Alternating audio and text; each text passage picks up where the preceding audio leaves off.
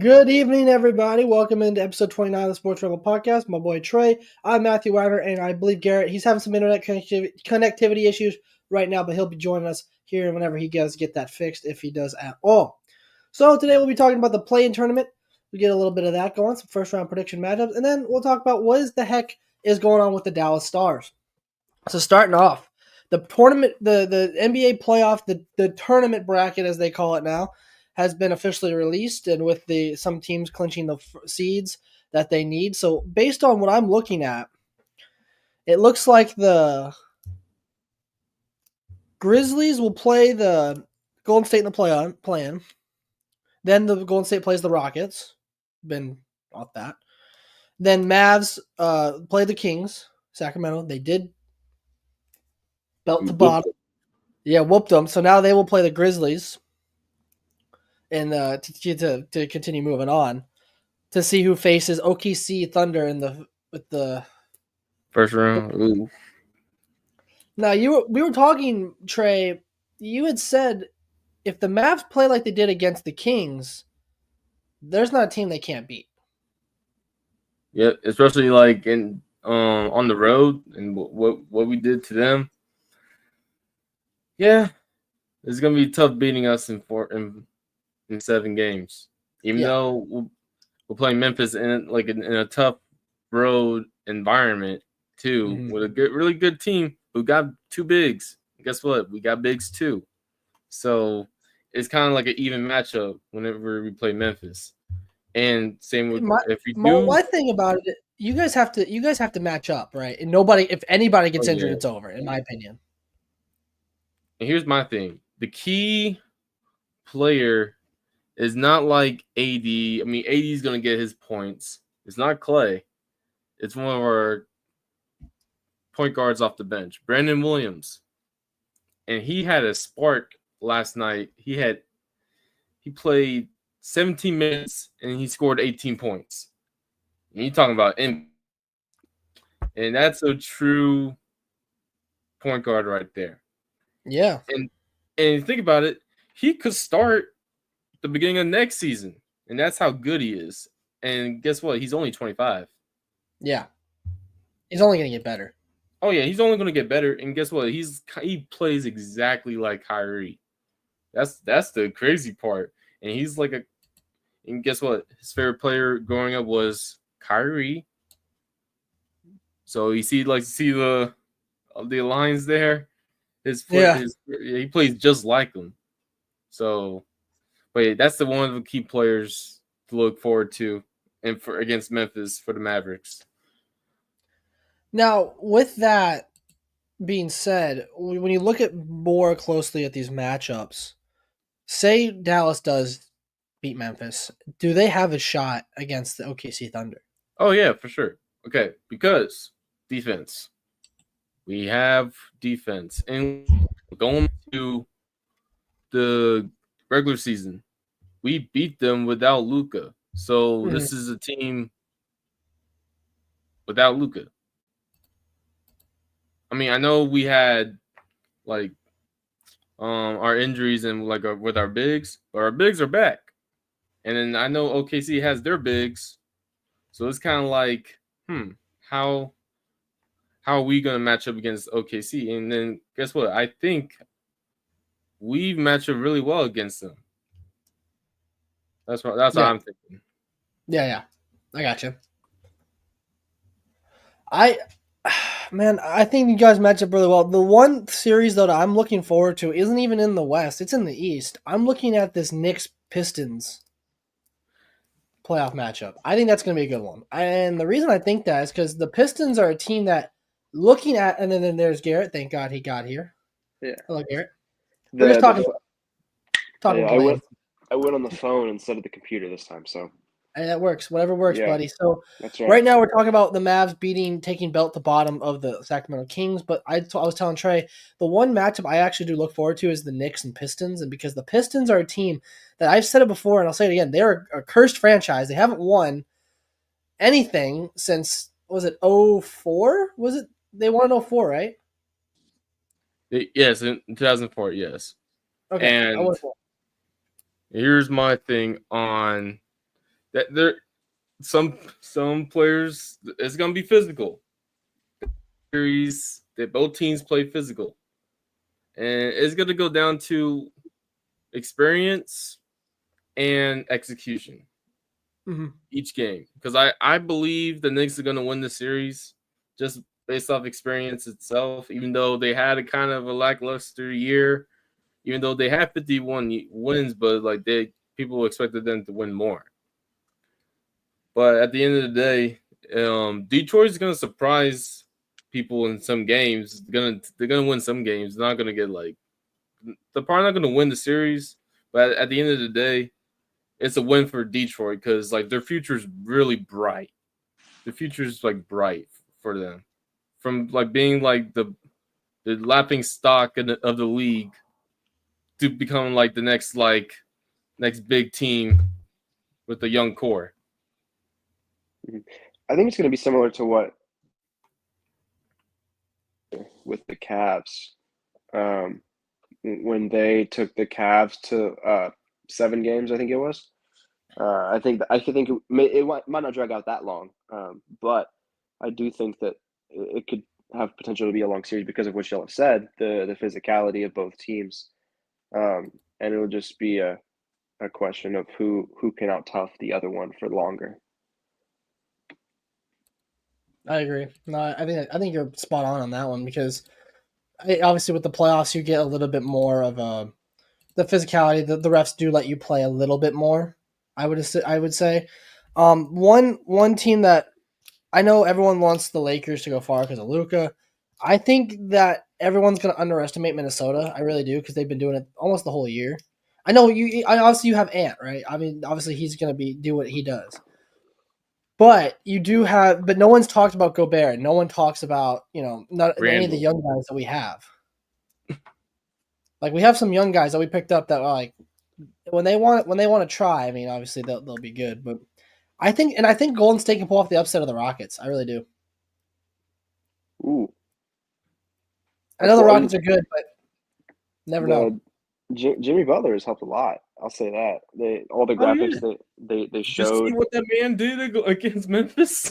He had 30 some odd points, 38, yeah. And Steph, and somehow him and Draymond are getting along.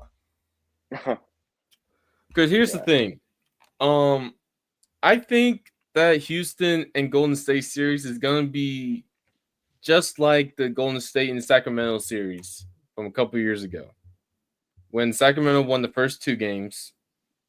Just because, I mean, people better not sleep on Houston because they still got some really good defensive players on, and they got Dillon Brooks. And Dillon Brooks can win you games and he can lose you games. And here's the thing. Dillon Brooks might be the reason why Houston loses the series. Here's my thing. Because he's going to get in his own head, and then he's going to try and win the game for them, and you can't do that. And just based off history itself against Golden State and Dillon Brooks, it's just the history writes itself.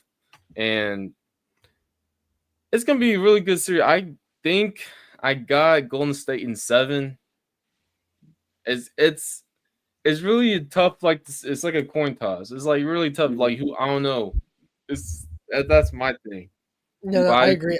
It's gonna come down. I swear it's gonna come down to coaching, because Kerr obviously has got that knowledge, the fortitude to coach a really good team into a championship, which he has done. And another matchup that I'm looking at that I'm interested in seeing is the Nuggets and the Clippers. That's gonna be a good series. I think Denver, I think their over reliance on Jokic is going to cause them to lose that series. It might, or it might be their way they win. We'll see. Here's my thing on that series. People better stop sleeping on the Clippers. This is not the team from last year. Yeah, they're a totally different team. Kawhi's better. I mean, he's healthy Kawhi, may I add. James Harden's playing pretty much the best basketball since his Houston days. And they have a really good, well constructed roster around them, around Harden and Kawhi. They got a really good center, Zubac, and Derrick Jones Jr. and Norman Powell, and that's a really good starting lineup. Mm-hmm. Good mixture of offense and defense, and that's what pretty much is gonna pretty much take the Clippers over Denver. But let's not sleep on Denver, though. No, I know you should. You never should. But how much has the GMs firing and the coaches firing? How much has that affected them? Because looking at their games, I mean, obviously, based on you can't base anything off their stats or anything like that. But I just seen a team that like Jokic looks like he's playing better ball since the firing.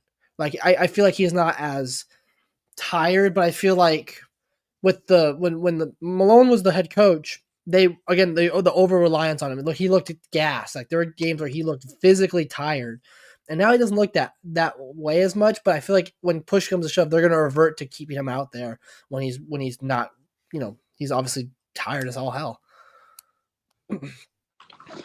It does mean it'd be interesting if they can match up center on center with him. I mean, yeah. Some teams have tried, but they haven't been able to. But Zubac is a very capable center. He's not the best, but he's pretty dang good. Yeah. So he'll make Jokic work for it. He's not just going to get any free shots for sure. So if he can make the contested ones, yeah, it may swing in the next way. Can you guys name the last guy? To me, I have one in my head that really kind of shut down Jokic. He's not in the league no more. Howard. Yeah, that's a good one. I actually, the series where the Timberwolves beat the Nuggets, I thought Gobert outplayed them. I mean, okay. That game 7, I saw it. That was pretty much like a Denver Nuggets self-implosion right there. Yeah. Up by 20 points and then just pretty much wet in the bed the rest of the game. In a game 7 at home. It's yeah. Michael Malone, he was bound to get fired, but not this early. No, I know, but I'm surprised they didn't do it early. I'm surprised that after that loss they didn't do it then. That's what shocked me. Yeah, because here's the thing: whenever it comes to coaching, it's really important for the star player to know the coach. Because for example, what the Suns are doing is pretty much you can't really get into a rhythm as a player if you keep on changing the coaches every season. Yeah. Because every coach doesn't run the same offense and defense. Mm. Yep. So it's that's why KD's probably going to be split in the off season, and then Booker, and they pretty much put themselves in the corner. And I don't know why they did it, but hey, it's nothing that we can do. We're just fans. We're armchair GMs. Exactly. We can say all we can on the internet, but all they're just gonna read it and it's Yeah, well, that takes me over to my next mini point, I guess, if you want to call it that, is with the NBA. Obviously, everyone says the first seeds have the best odds of winning the NBA title, but realistically, who do you all think has the deepest team to win it?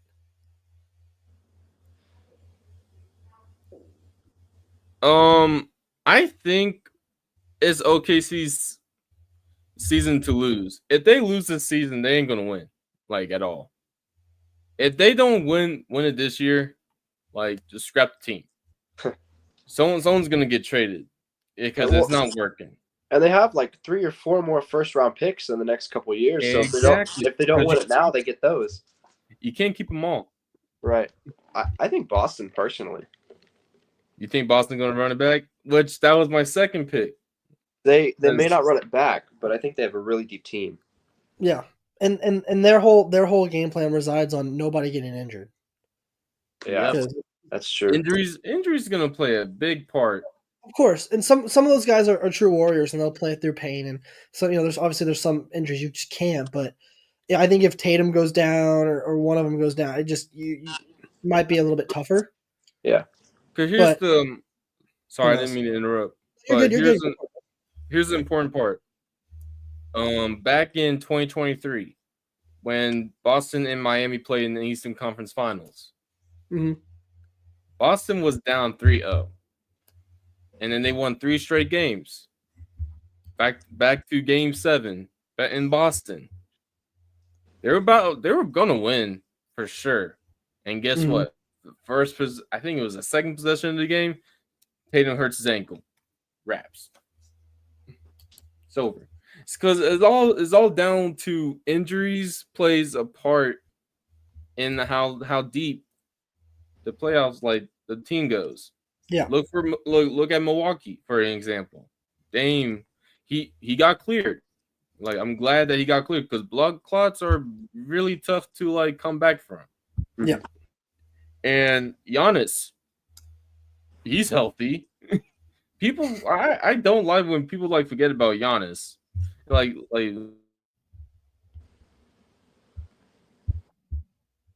Milwaukee of all teams. Because Milwaukee gonna surprise some people. Just bought like Giannis is probably gonna backpack like LeBron 2018 backpack Milwaukee to pass to win against Indiana, and then if they play against Cleveland, I can see them being Cleveland. I know it might be a stretch, and they had to get luck. They got to get lucky on some games. Like they ain't gonna sweep them. I know. This might have just been the game I watched from them, but one of the games that I watched was Cleveland and Boston, and the threes were just not falling for Cleveland, and I think that could be a factor as well in teams that they play. If they can't make that three, if Donovan Mitchell can't do it, if Darius Garland can't do it, then They might be done. that's a lot of their offense is the three. Yeah. And here's the other thing: when the ball jumps, it's playoff time, and Cleveland has a bunch of players who are known to wet the bed whenever it comes to the playoffs. Jared Allen, perfect example. He even said himself the lights were too bright.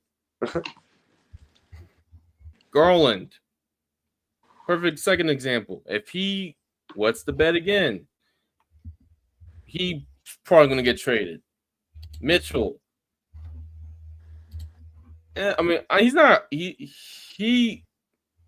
Mitchell falls in that category. Like his team pretty much like leaves him by himself, and is like he just has to carry, and he's got to drop 40-something points just to win the game. Yeah. But here's the other thing. I'm sorry. If Miami beats Atlanta and plays Cleveland, don't be surprised. Miami might pull off a Houdini and beat Cleveland because Cleveland is suspect.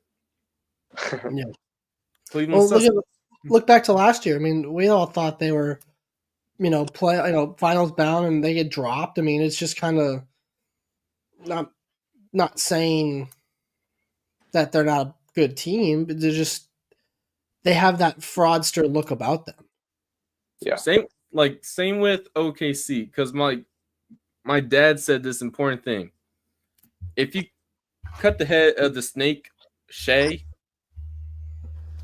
then Chet and Jalen Williams, they're gonna play hero ball. They're gonna try and play hero ball and try and do too much, and then that's what's gonna cost them to lose the series if we play them. So all comes down, shut down Shea and let J-Dub and Chet score. So it's pretty much like that's the strategy to beat OKC in the series. So but that's a double edged sword because it's okay. Exactly. You shut down Shea. Okay, but then Chet starts getting hot, now you have to worry about shutting down Chet, and then now you just opened up Shea to start getting going now. So you got to make sure you're. It's kind of like that It's a old big cartoon. chess match. Yeah, it's like that old cartoon where the guy plugs the hole in the wall, and the more holes he's got to. It's just got to be. You got to be aware of what all is happening out there, because obviously we've seen games where guys don't pick up the right guy. It just spirals. It just spirals out, and you're just like, well, nothing you can do now. I kind of have to just let this game get away from you. So I feel like there's gonna be a lot of games like that this playoffs where there's gonna be like it starts out like kind of close, and then as the game wears on, you're like, okay, this is becoming a rout. Like what is going on? Like we don't usually see that in playoffs, but over the years it's starting to become like more and more where it's like, the Rockets just blew them out by 20. Interesting. Because that's what I always like. Houston is probably it's all about if Sagoon plays his normal game, and I could see Houston being Golden State. I know I said Golden State in 7, but like I said what I said. I'm not trying to backtrack. I still think both ways is what you're trying to say. Like, I'm trying to look at both pictures. If Sagoon shows up, yeah, Houston's gonna win. If he doesn't, yeah. Okay, I got you.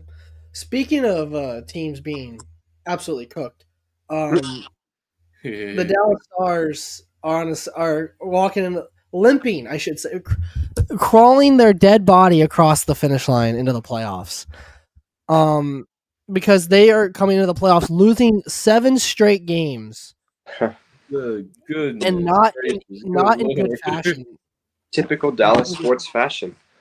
Yeah, pretty much.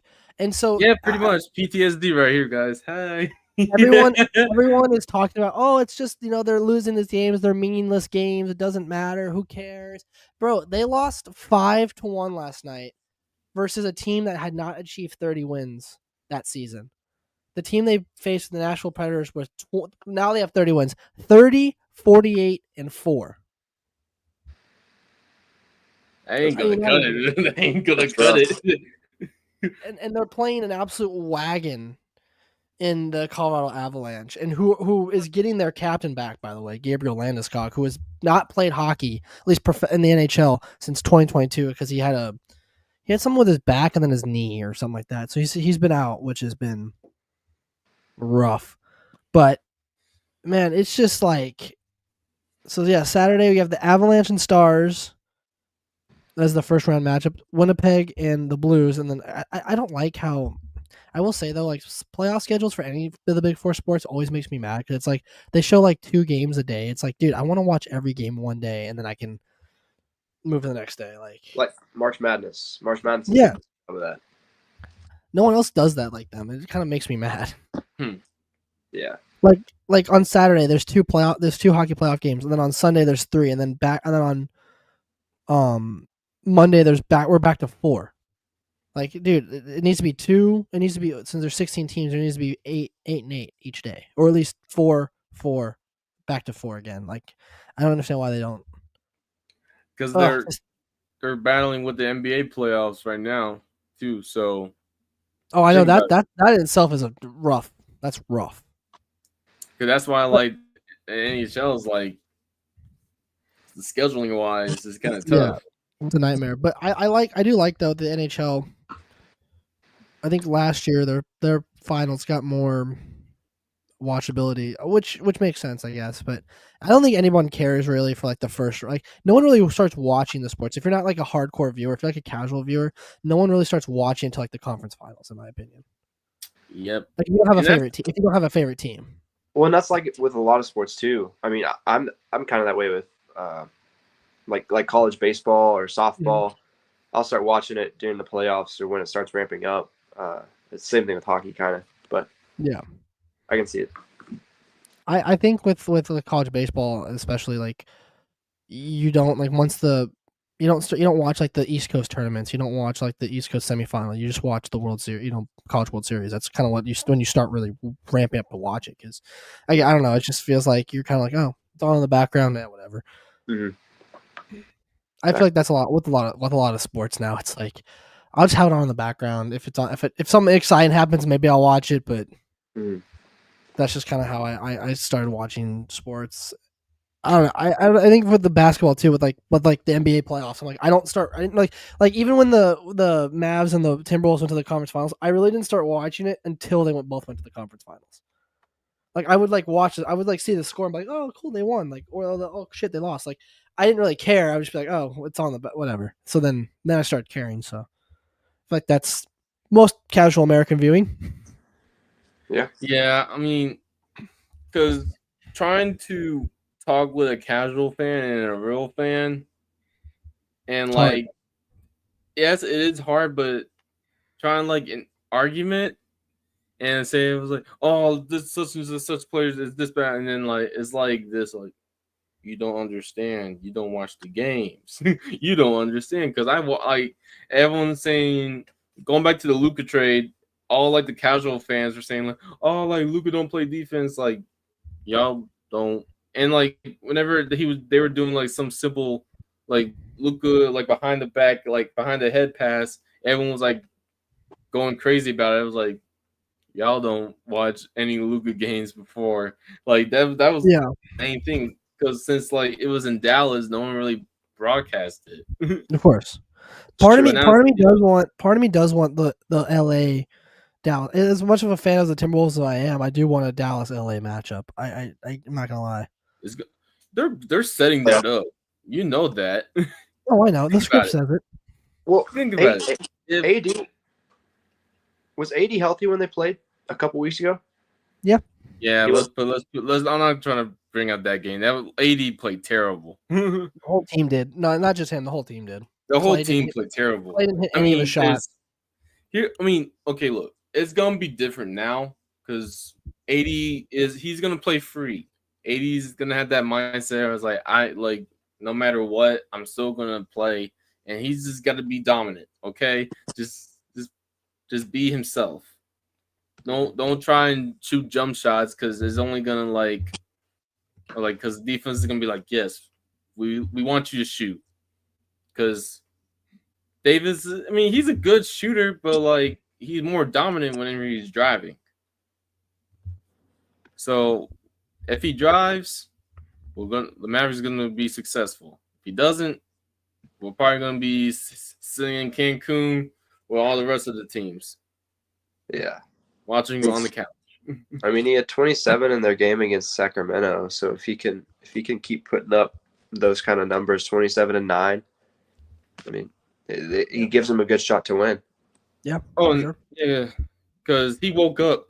I think in the second quarter. Because in the first quarter he was like 2 for 9, and everyone was like, "Bro, you serious? Mm-hmm. Wake up, please! Don't go out like this." Because if we would have lost last night and AD did a stinker, oh, Nico probably would have been on a hot seat. He would have been fired on the dot. And I know owners can't get fired, but sell the team. So like, there's no if buts about it. And I know I don't want to go on a tangent about the whole Nico thing, but you can't save face if you're going to do everything all secretive. Because the whole thing about me and Matthew before like the podcast started, we were talking about how Nico set up a whole press conference, but no cameras, no quarters, no nothing. All we just got was a transcript afterwards. What the heck? Which, what are you trying to hide, man? It's like that's my thing. Well, I mean, part of I it. get. I mean, Yeah. part of it to me though feels like if he's hiding something, it's not just him. It's probably the ownership group as well. That's It's Dumont. Dumont got yeah. word. Yeah. Like obviously everyone blames Nico because he's the forefront of the GM. He's the one that has to approve, go with the train and go, hey. But we talked about it before on this podcast where how much of it really was Dumont behind the scenes telling Nico, you better make this trade. Mm-hmm. Him being like, well, I don't really want to. I understand Nico's side of it in a way. Like, I understand why he made the trade. I get it. I don't think he was really ready for the hate that he was going to receive. Yeah. I don't think he ever foresaw everyone really hating that. Mhm. And someone the other day, I think I was talking to him. They're like, we're talking about NBA. He's like, hasn't LeBron been traded? I go, no, he's never been traded in his career. He's only signed everywhere he's gone. Like, he's never been traded. And that magnitude of the trade is almost feels like what when Wayne Gretzky was traded, when Babe Ruth was traded. That magnitude, it's like it's a face of a franchise player that gets traded. It's like one of the best players in the league gets traded. It's got magnitude to it. I don't think we'll see. Hopefully, we won't see another trade, at least in the big four sports like that again. You never know. Yeah, because ownership. But anything's possible. here's the thing.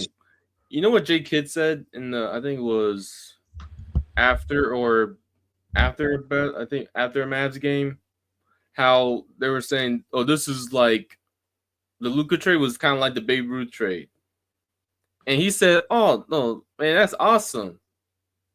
What you mean awesome? That's pretty much like the worst sports trade in history. And then remember Isn't he known for being a coach killer? who? Jay Kidd. I remember whenever look at all the places Jason Kidd. Whenever you look at all the places he's been to, he is known for killing off coaches. I mean players. No, when he was a player. Oh, When he not was in the really. net. Nah. No, he beefed his way out. No, look it up. When he was on the Nets, he beefed his way out of the Nets. He beefed his way out of Dallas twice. He beefed his way out of what's the other team he played for? The Suns. That was a rookie though. He still beefed his way out of it. Huh. He got a reputation for being a coach killer because they wouldn't listen to what he would wanted to do. It's ironic he became a coach. There's but think about like I know in say the next 5-6 years, who else could be a coach? Like I know LeBron's like not going to be a coach, but I would be hilarious. I would laugh my head off if he became a coach. Yeah, I mean, who would have thought JJ Redick would have become a coach? Like he was doing podcasts before he got picked up by the Lakers. Yeah, he has got no knowledge. Again, well, it's mostly LeBron's puppet. Well, He's just a puppet for LeBron. The way he's talking on his podcast, I'm not surprised he's a coach. He's a smart guy. I mean, he's smart, really smart. I don't know if he went to class, but he went to Duke. You know who I would want to see as a coach? He didn't go to class. He didn't go to class. Trey, you know who I want to see as a coach? Who? Because I watch a lot of his clips in the podcast. Is White Chocolate? Is it Jason Williams? Jason Williams, yeah. I think he'd be a good coach. College coach first. Yeah, well, yeah, college coach. Well, hey, JJ wasn't really a good college. Well, his coaching resume isn't the most sterling. I mean, this is his first coaching job, so I'm not gonna be. Yeah. No, I know. But another thing about coaching, at least in general, is just like you don't really need to. You need to know the game, obviously, but if you can, like, I feel like anyone that watches the game and follows the game inherently, like, understands position, understands strategy, anyone can really become a coach. It's just a matter of how do you watch the defense. It's all a bunch of film, and film is. When I played sports, I hated film days. I hated them because it was always what someone else did. It wasn't what I did. So I was always like, why am I here? Mm-hmm. Like, I hated watching my teammate go, yeah, look, see how he made that bad play? I'm like, well, yeah, of course I was there. Of course I saw it.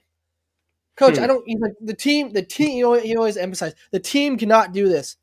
I'm like, Coach, this is the only play you've pulled up that someone's done this.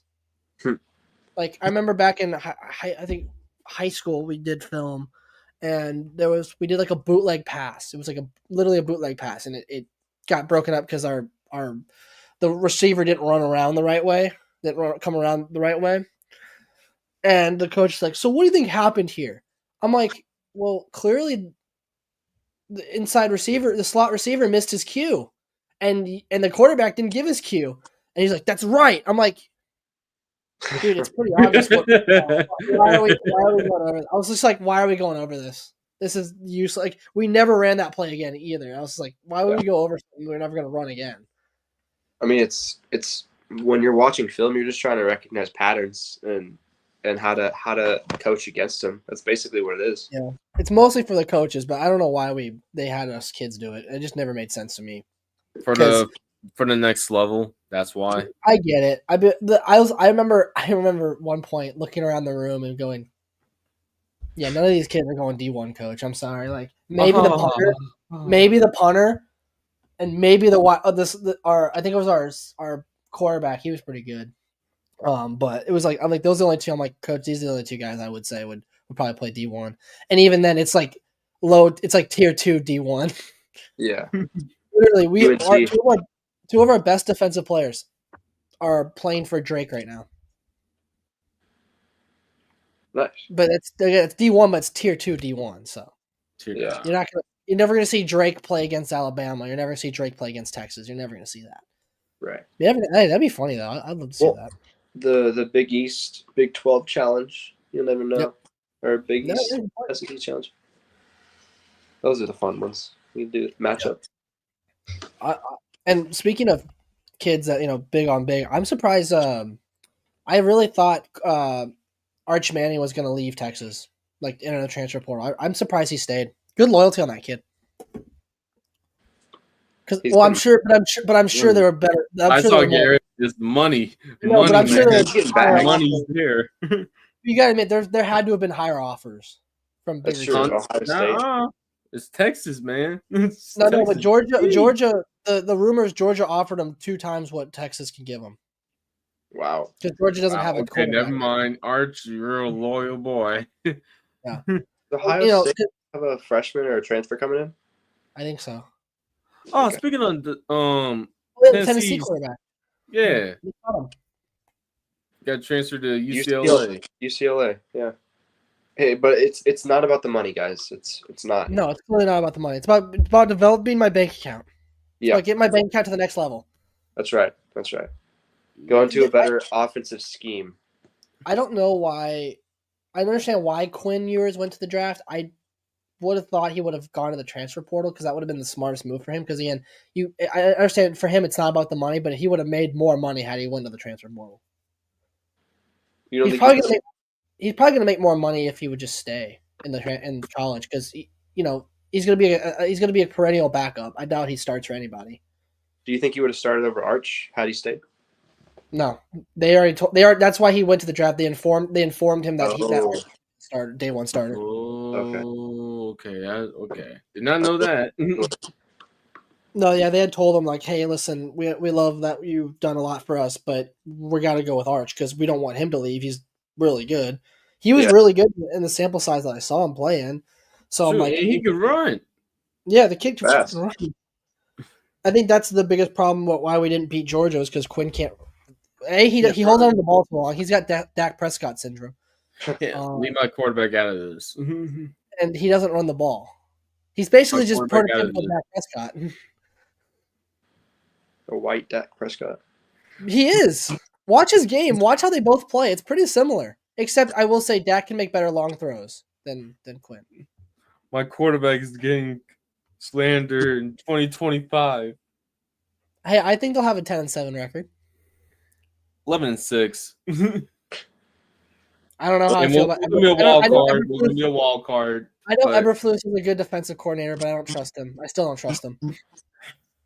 Look, I'm so optimistic on how we're gonna do. I don't really know how. Oh no, I don't know if we're gonna get like double-digit like wins or not. Either we're gonna get double-digit wins, probably win the division, or be 9-8, probably a 7 seed, probably get mollywopped in the playoffs, and then that gets traded in the offseason, and then we rebuild. What's up, Garrett? Go ahead. No, you're good. Go. Who do y'all want to see Dallas take in the draft? Either a wide receiver. I think they gotta go tight end. We already got Jake Ferguson. We got two. No, we good. Nah, here's why.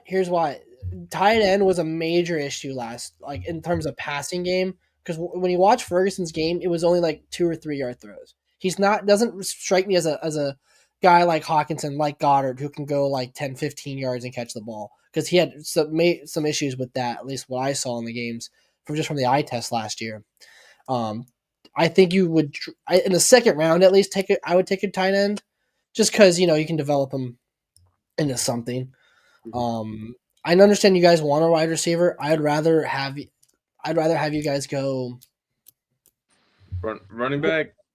running back or safety, because you just lost. I mean, you're losing. We lost Donald. We pretty much lost, and we just signed Miles Sanders. And you also did lose Overshown. You're losing Overshown, so you got to replace him somehow. Oh yeah, for the year because he's injured. And then you're not going to re-sign Eric Kendricks. Nope, because he's trash. Yeah. As a guy, listen, when he was with the Vikings, his best years were from 2015 to 2020. And then when COVID hit, wiped everything out. That was about it. That's when he stopped playing being good, in my opinion. I'm surprised Harrison Smith's still playing. That dude's like 34. He's going strong too. He's hard. He's a hard hitter. He's still going, yeah. I think this year will be his last year, though. I'm pretty sure, which will be nice. I mean, he's a good player. Yeah. The goal for the Cowboys for this to be 500.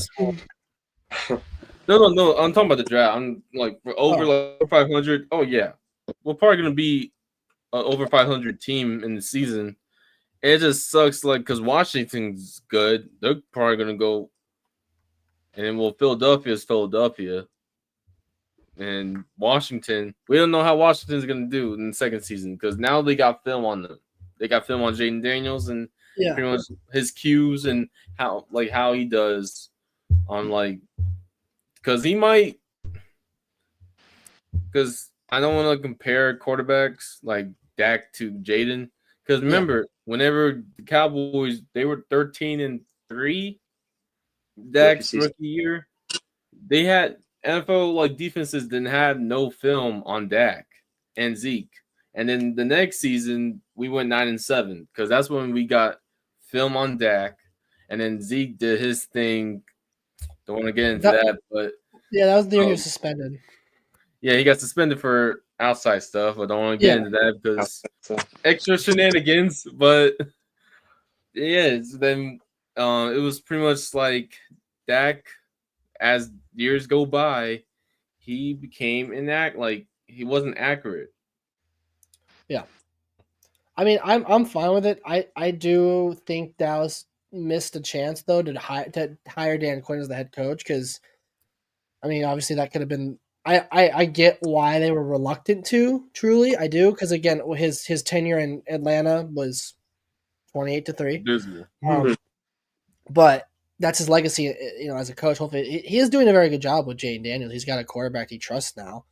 And then someone asked me 2 days ago. We were in the locker room, and he asked me, he's like, "What do you think about JJ McCarthy?" I go, truthfully, I think he can make magic with the receivers we have. I just think we need a better O-line to protect him.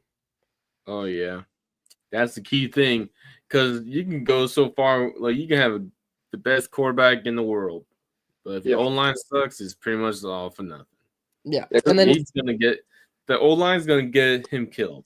Yeah, we need one more extra wide receiver. I think that would really help out JJ because I mean, Justin Jefferson's he's good on his own, but I mean, he's going to get with just him on the team. And same thing with the Cowboys. If you just have CD, it's like you're going to have the same season you just had because CD was visibly injured at the end of the season, and he was really the only wide receiver that could catch.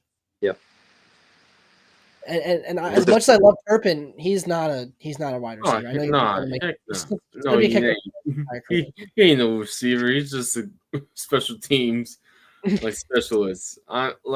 He can do wide receiver sweeps. That's it. I don't want him running routes because he's one linebacker pop away from being out 6 weeks. I thought he looked good as his stint when he was he played a little bit of running back. I thought he was pretty good. Maybe. I don't know. He's just fast, yeah. Speedster. He's fast, yes. Sneaky fast. Yeah. But don't you guys also have what's his name? Deuce McAllister, is it? Deuce Vaughn, yeah. Deuce Vaughn. Oh yeah. Talk about fast, my God. But he's so tiny. He's tiny though. He's tiny. He looks like a little kid running on the screen. Because everybody else is just so Garrett, big. you're so wrong for that, but you're so right. Everybody else is just so big. I mean, and then he's like 5 foot. Well, that's the thing. I think he's my height, like 5'6", 5'8", Yeah. somewhere around that. 5'7", yeah. But and then I think I think I'm tall, and then I look at that and I'm like, he's short compared to. It makes me feel short. I know. But the thing is, like, I should be out there. how many more chances is he going to get with Dallas? Because right now it's now or never for him. I think he's got to either show that he can be kind of that, thunder and lightning duo. Yeah. Or he's going to have to. He's done. Mm-hmm. Kind of like Who do you guys think recently? Because I have an answer in my head. Is the worst NFL draft pick all time? Yeah. What was that guy's name? He got drafted to Oakland. Jamar Russell. Yep. That was my answer as well. I'll give you. I'll do you guys one better. Isaiah Wilson. Okay, I can see that. Yeah. Yeah. So he played. So because at least Jamar had like a couple seasons with the Raiders that he sucked on. He wasn't good, but at least he did. Isaiah Wilson, he played a total of 4 plays in the NFL. He was 29th overall in the 2020 draft of Tennessee Titans. 4 plays. 4 plays. Wow. 4 plays. And one of them, so 3 of them were kneel downs, and one of them was a special teams play. Oh, it's tough. What happened? He had a lot of issues off field, and he had a maskless stripper party. Oh, so he got team suspended for that. This was back during COVID because he was drafted in 2020. Crazy. He then got caught speeding twice. Oh, Jesus, twice. Got caught with doing the lean. It was out of shape. Did not want to study. Didn't want to work out.